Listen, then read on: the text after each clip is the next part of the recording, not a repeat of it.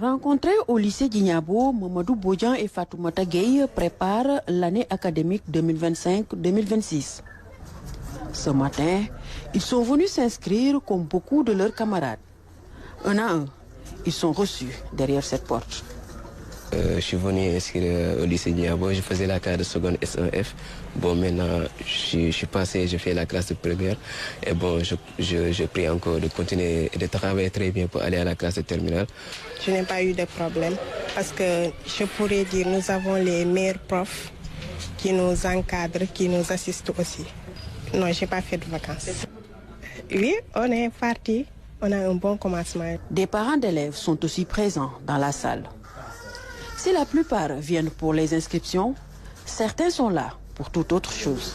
Je suis venu pour chercher un papier pour le transfert de ma fille du lycée d'Ignabo au lycée de Kenya. Oui, qu'elle étudie au lycée de Kenya pour en marcher tranquillement. Il n'y a pas de problème pour le transfert.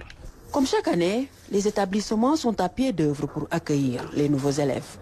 Il y a au total 837 élèves orientés en seconde au lycée d'Ignabo, bassin de Ziguinchor. C'est en fonction de notre capacité d'accueil qu'on va examiner les dossiers de transfert et de réorientation. Et sous ce rapport-là, on peut avoir peut-être plus d'effectifs que l'année dernière, mais dans une fourchette raisonnable. Bon, cette année, nous allons recevoir pour les nouveaux d'abord, nous allons recevoir 339. C'est ce qui vient fraîchement de l'élémentaire. Bon, par contre, il y a des transferts. Les inscriptions ne sont pas encore ouvertes. Entre réorientation et transfert, le quitus de l'inspection d'académie est souvent nécessaire pour obtenir gain de cause.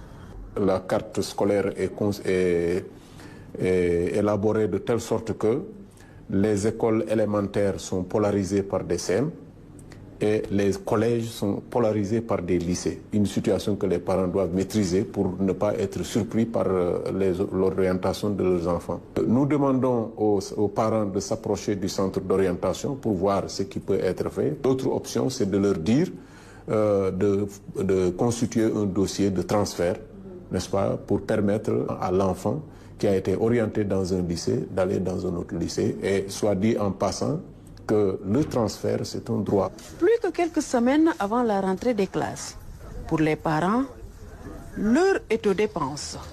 Entre frais d'inscription, achat de fournitures et vêtements,